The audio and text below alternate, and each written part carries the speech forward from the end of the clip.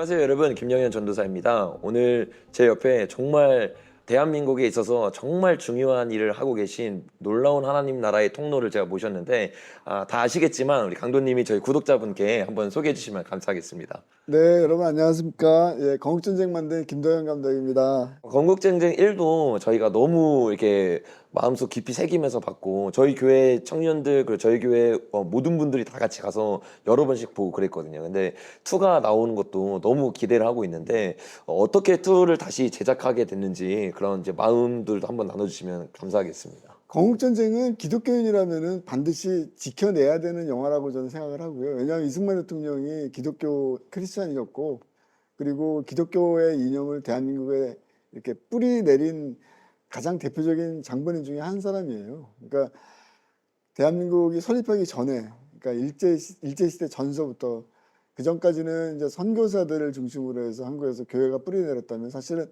그 이후에는 제가 생각할 때는 이승만이라는 그런 예외적이고 굉장히 걸출한 인물이, 그런 걸출한 기독교인이 대한민국에 있었다는 자체가, 저는 그 자체가 기적이라고 생각하기 때문에 이승만 대통령에 관해서 그동안 70여 년 동안 온갖 뭐 왜곡과 비난과 뭐 이런 것들이 많았잖아요. 그래서 그것을 좀 객관적 사실에 기초해서 올바로 바로잡아야 되겠다라고 생각한 게 건국전쟁 1편이었고요.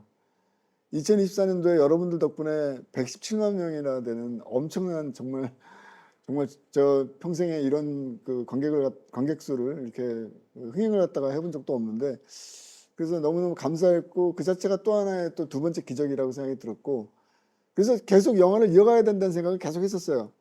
근데 사실은 2024년 그 개봉 직후에 막 언론에서 막 건국전쟁 2편은 뭐 할 거냐 막 이렇게 질문도 막 하고 그럴 때는, 이제 제가 기독교인 이승만, 인간 이승만 이렇게 그걸 좀 제작을 해봐야 되겠다 생각했는데, 여러분도 아시다시피 뭐 2024년 말서부터 2025년 올해 여러 가지 굉장히 격변을 하고 있잖아요, 사회가. 근데 사실 대한민국의 정의를 좀 고민하고 진실을 찾고자 하는 사람들, 올바른 편에 서고자 하는 사람들 입장에서는 대한민국 사회가 굉장히 지금 잘못된 길로 가고 있다라고 걱정들을 많이 하잖아요. 그래서 그렇다면 제가 할 수 있는 건 뭘까?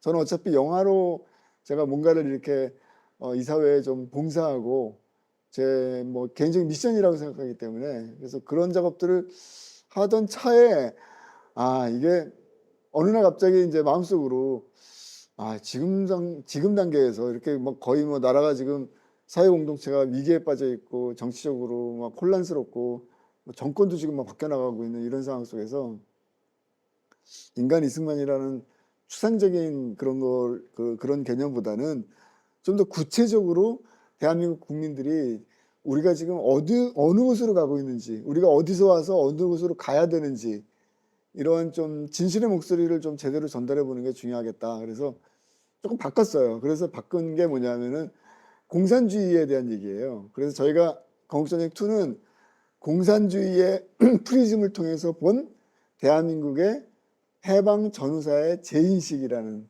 그런 타이틀을 달고 있습니다. 그래서 이승만 대통령에 대한 얘기도 중심축을 갖고 있지만, 이제 그 인간 이승만에 대한 얘기보다는 공산주의와 싸워서 어떻게 이승만 대통령이 대한민국을 지켜냈는가, 여기에 이제 좀 초점이 맞춰져 있죠. 그 2는 이제 그 공산주의에 대한 실체를 더 적나라하게 이렇게 드러내는 영상이겠네요. 그렇죠. 음. 예.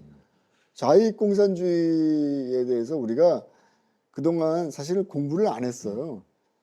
제가 어제도 이인호 교수님과 저희 그 특집 대담을 했는데, 그 굉장히 오랜 세월 동안 대한민국 사회가 좀 건강하게 이렇게 좀 변화 발전하기를 원하셨던 그런 대표적인 역사학자인데, 그분의 입에서도 말씀하시길 대한민국이 너무 공산주의에 대해서 연구를 안 했다. 근데 우리가, 여러분들 그 동북아시아, 그러니까 한반도를 놓고 동북아시아 이렇게 큰 지도를 갖다가 이제 보시면 알겠지만, 공산주의를 빨간색으로 칠해 보면요, 그리고 이제 자유민주주의를 하고 있는 대한민국을 파란색으로 칠하면, 우리는 진짜 이 동북아시아에서 정말 조그만 점에 불과해요, 지금. 그리고 우리가 섬이라고 생각하지 않았는데, 지금 공산주의와 대결하는 어떤 그런 입장에서 봤을 때는 우리는 섬이에요. 작은 섬나라예요, 정말.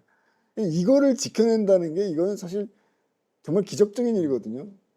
중국 공산당이 큰 땅덩어리가 있죠. 그다음에 모스크바서부터 시작해갖고 시베리아를 거쳐서 동북아시아까지 물론 지금은 소련은 공산주의를 안 하고 있지만 그래도 공산주의에 유사한 전체주의 체제이고 전쟁도 하고 있지 않습니까? 그리고 우리 머리 위에는 세상에서 이보다 더 잔악할 수 없는 북한 공산주의 체제가 있고 그러니까 그런 것들이 다 공산주의 체제로 둘러싸여 있는 상황 속에서 자유와 민주주의를 지켜내는 이 대한민국은 이게 붙어 있다는 게 제가 생각할 때는 기적적이다. 그럼 이건 어떻게 가능했을까? 저는 이거는 이승만의 정말 탁월한 개인적 능력이라고 생각하고 그가 갖고 있었던 기독교적인 비전이 한국 사회에 어쨌든 성공한 것이다. 그 기독교 입국론의 기초에서 대한민국이 어쨌든 지금까지 지켜져 왔다. 그리고 단순히 나라를 지킨 것뿐만 아니라 번영을 했잖아요. 이승만 대통령, 박정희 대통령이 계속 이어져 가면서. 근데 문제는 지금부터예요. 지금부터가 문제가 되는 이유는 여러분들 좀 느끼시겠지만 지금 한국 사회가 정체성의 혼란을 겪고 있어요. 특히 자유민주주의 체제의 정체성의 혼란.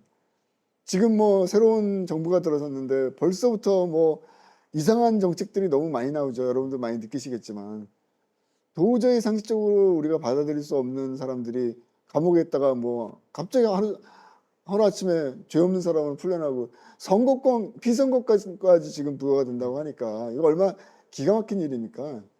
그리고 북한에 관해서 너무 우호적인 입장을 갖고 있는 것, 전혀 무비판적인 어떤 그런 입장들 이런 것들이 저는 한국 사회를 위험에 빠뜨릴 가능성이 매우 높다. 그래서 이번에 공산주의를 배울 이유는 우리가 도대체 어떻게 만들어졌는지 대한민국이 그거를 좀 알면 우리의 현재와 미래를 제대로 이해할 수 있겠다라는 생각이 들어서 그렇게 선택을 했습니다.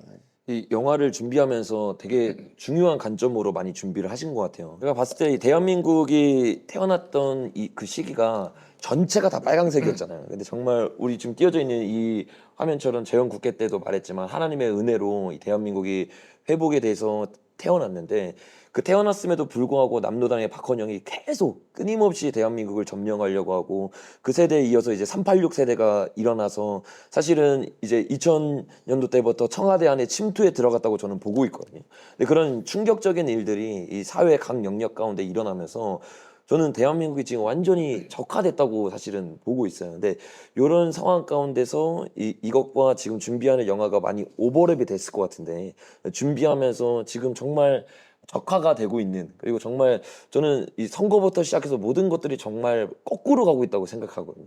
이런 상황 가운데서 미래에 한번 우리가 승리한 경험이 있잖아요. 이승만 대통령 시대 때 우리가 앞으로 나아가야 되는 길이 어떤 길이라고 생각하면서 영화를 만드셨는지 한번 나눠주시면 감사하겠습니다. 그러니까 사회 인식을 어떤 사람은 뭐 그냥 대충 먹고 살아도 잘 살아왔는데 그냥 이대로 가지 않을까라고 그냥 뭐 무비판적으로 그냥 살아가는 사람도 있고 그리고 뭐 심지어는 지금 이재명 정부가 뭐 잘하고 있다라고 그렇게 얘기하는 저는 동의할 수 없지만 뭐 그런 사람도 있어요. 상당수 있어요. 그렇기 때문에 지금 어쨌든 정권이 바뀐 거니까. 근데 문제는 뭐냐면은 우리가 거짓에 의해서 지배당하면 안 된다고 생각이 돼요. 지금 어떤 생각을 갖든지 간에 여러 가지 다양한 정치적 입장과 견해와 또 뭐 노선도 있고 다양성이 존재하는데 중요한 것은 뭐냐면은 한 번쯤은 내가 생각하는 것이 정말 진실일까 그리고 정말 이게 사실일까에 대해서 이제는 좀 의문점을 던져보고 근본에서부터 다시 생각해야 된다. 그러니까 예를 들어서 우리가 이승만 대통령의 이야기를 할 때 지금도 계속 얘기 나와요. 뭐 이승만 대통령이 한강 다리를 끊고 제일 먼저 도망쳤다. 뭐 런승만이다. 뭐 비슷한 얘기지만 뭐 한강 다리에서 뭐 심지어는 3,000명이 죽었다는 얘기도 나왔으니까 나중에 뭐 계속 이제 그게 너무 비현실적이니까 뭐 500명에서 뭐 800명이 죽었다 이런 얘기도 있었고 그리고 또 뭡니까 뭐 이승만이 뭐 플레이보이였다는 얘기도 있었고 또 뭐가 있었더라 뭐 하와이안 갱스터 뭐 이런 하여튼 뭐 일일이 다 열거하기도 어려울 정도로 이승만 대통령에 대해서 온갖 비난과 욕들이 존재했죠. 근데 사실 우리가 한 번쯤 이 모든 것들을 객관적으로 사실이 그랬는가 되돌아볼 필요가 있거든요. 건국전쟁 1편을 만들 때 그것을 하나하나 한 열 몇 가지, 15가지의 그 논점들이 있었어요. 지금 말씀드린 이승만 대통령과 북한에서. 그거 15가지, 16가지를 다 객관적 자료를 다 찾았는데 전부 거짓말이에요. 어떻게 한 나라의 대통령을 그렇게 매도를 할 수 있고 매장을 할 수 있는지 거의 뭐 악마화시킨 거 아니에요. 그런 역사를 우리가 후대에 물려주면 안 된다는 거예요. 그거는 결코 올바른 역사가 아니기 때문에 한국 사회가 정상적으로 발전하기 위해, 왜냐, 사회가 거짓말이 원칙이 되고 거짓말이 통용되고 거짓말을 서로 주고받기 시작하면은 한국 사회가 어떻게 발전하겠습니까? 그 조지 오웰의 1984라는 책에서 여러분들도 아시겠지만 과거를 지배하는 자가 현재를 지배한다 이런 말이 있어요. 그 말은 뭐냐면 거기서 과거는 역사를 얘기하는 거거든요. 역사를 지배하면 누군가에 의해서 현재가 조작되고 왜곡되고 정치적 이해관계에 따라 갖고 그 입맛에 따라 갖고 다 바뀔 수 있다라는 얘기를 하고 있는 건데 지금 그 얘기를 조지 오웰의 경고가 한국 사회에다 대입을 시키면 너무너무 무시무시하게 다 들어맞고 있지 않습니까? 그래서 제가 강조하고 싶은 것은 이 원칙을 다시 회복해야 된다. 근데 그 원칙을 회복하는 방법이 객관적 사실에서 출발해야 된다. 누가 보더라도 보편타당하고 누가 보더라도 부정할 수 없는 객관적 사실은 분명히 존재한다는 말이죠. 그래서 우리가 기록, 필름, 사진, 문서 이런 것들에 정말 엄청나게 매달리는 이유가 거기 있어요. 왜냐하면 그거를 보고서 이거는 부정할 수 없잖아요. 우리가 현재를 살기 때문에 48년도, 77년 전의 상황을 어떻게 알겠습니까? 하지만 기록은 남잖아요. 그리고 기록, 증거, 자료들이 있으니까. 이제 우리는 지금은 그래서 결국 기록으로 돌아가서 원칙을 회복하는 것이 중요하다. 이런 생각이 듭니다. 정말 중요한 얘기를 해주셨는데 저희도 이번에 지금 이승만 뮤지컬을 준비하고 있거든요. 근데 준비하면서 뒤에 그 다리 끊고 간 사진 한번 좀 띄워주실래요? 우리가 아까도 말씀하셨지만 런승만이라는 말 자체가 완전히 말도 안 되는 거짓말이잖아요. 그러니까 국민들을 못 가게 하려고 하는 것이 아니라 지금 보는 것처럼 탱크가 못 지나가게 끊었을 뿐이지 진짜로 우리 국민들이 피할 수 있는 길을 만들어 놨는데 그것들을 완전히 거짓말로 날조하면서 잘못된 왜곡을 하는 것이 사실 지금 정부가 하고 있는 일이라고 저도 생각이 듭니다. 그러니까 이런 거짓된 정부가 들어서고 2~3달 만에 사실 기업이 살 수 없는 나라, 완전히 망가지고 있는 나라로 가고 있는 게 현실인데 이런 현실 가운데 강도님의 영화가 이 타이밍에 나온다는 게 정말 중요한 타이밍인 것 같아요. 그래서 많은 사람들이 알아야 되고 또 특별히 젊은 사람들이 많이 봐야 된다고 생각이 드는데 저는 젊은 사람들이 진짜 중요해요. 그렇죠. 지금. 그래서 이것들이 언제 이제 개봉을 하고 또 어떻게 되는지 한번 또 젊은 사람들이 알 수 있도록 알려주면 감사합니다. 9월 10일 날 수요일이죠? 수요일 이제 전국 개봉을 해요. 그러니까 전국에서 여러분들이 사시는 지역에서 아마 그렇게 멀리 떨어지지 않은 곳에서 영화가 개봉할 거고요. 아직은 뭐 몇 개관이 개봉할지는 모르겠어요. 근데 뭐 이 영화가 이렇게 막 뭐라 그러니까 좀 이렇게 상업적인 어떤 그런 코드가 있는 거는 사실 아니잖아요. 냉정하게 따져서. 그렇기 때문에 극장에서도 그렇게 뭐 많은 관을 제공할 것 같지는 않은데 그래도 어쨌든 최선을 다해서 노력을 할 생각이고 1편 때 10편이었어요. 출발할 때. 우리가 진짜 이건 다윗과 골리앗의 싸움이었어요. 10편으로 시작했다고 생각해 보세요. 전국 개봉관이. 근데 그때 이제 많은 분들이 막 기도해 주시고 성원해 주시고 해갖고 그 10개가 어느 날 갑자기 막 100개가 되고 그 100개가 1000개가 되고 막 이런 지금 놀라운 일들이 있었고 그래서 여러분들 특히 지금 말씀하신 것처럼 전도사님께서 말씀하신 것처럼 젊은 분들이 저는 사실은 젊은 분들을 위해서 이 영화 만들었어요. 정말로.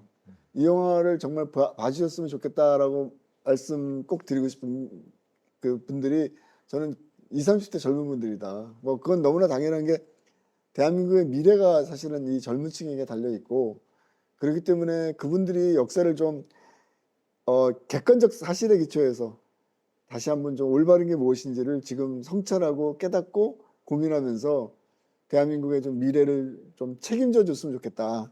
저는 이제 이런 영화를 통해서 계속해서 여러분들에게 어떤 자양분 뭐 이렇게 고민거리 그런 콘텐츠들을 만들어 나는 사람이고요. 그래서 그렇게 됐으면 좋겠습니다. 요거 참 한강다리 요거 관련해 갖고 재미난 거 하나 얼마 전에 찾았는데 KBS 역사전을 그날 그리고 노컷뉴스 이런 데서 이제 한강다리 폭발하고 치면 다리가 하나 나와요. 다리가 이렇게 터지는 거. 그거 그동안 아무도 얘기를 안 했는데 그 다리 이번에 찾았어요. 건국전쟁 2 리서치하면서. 그 다리는요. 북한에 있는 성천강 다리예요. 성천강 다리.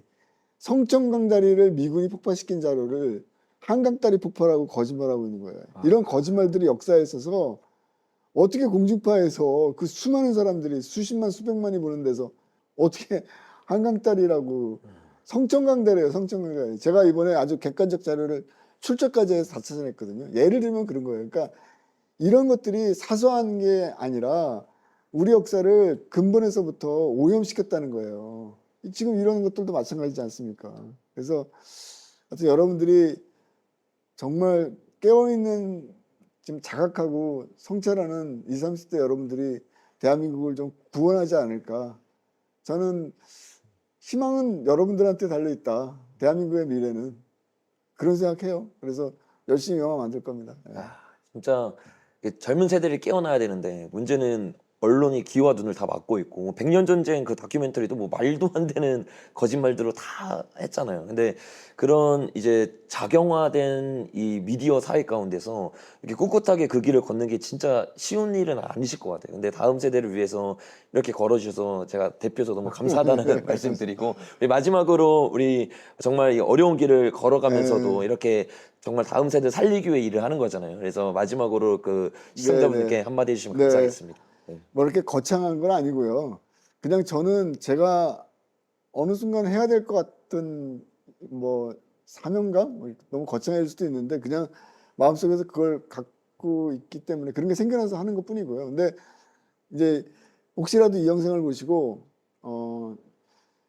앞으로 영화나 또 다큐멘터리나 또는 이런 영상 작업에 이제 재능 있는 분들이 있을 거 아닙니까? 그런 분들께 꼭 말씀드리고 싶은 게 여러분들이 좀 용기를 내서 좀 그런 작업들을 좀 많이 해주셨으면 좋겠어요. 그게 사실은 저도 이 작업을 제가 다큐멘터리 영화 작업을 35년째 하고 있거든요. 그러니까 꽤 오래됐죠. 어떻게 보면은. 근데 매번 힘들고 어려워요. 뭐 경제적으로도 그렇고 뭐 뭐라 그러니까 뭐 고난이 항상 닥쳐오죠. 뭐든지. 근데 제가 꼭 드리고 싶은 말씀은 뭐냐면은 용기를 좀 내시는 것을 꼭 말씀드리고 싶고, 제가 전작인 김일성의 아이들이라는 작품이 있어요.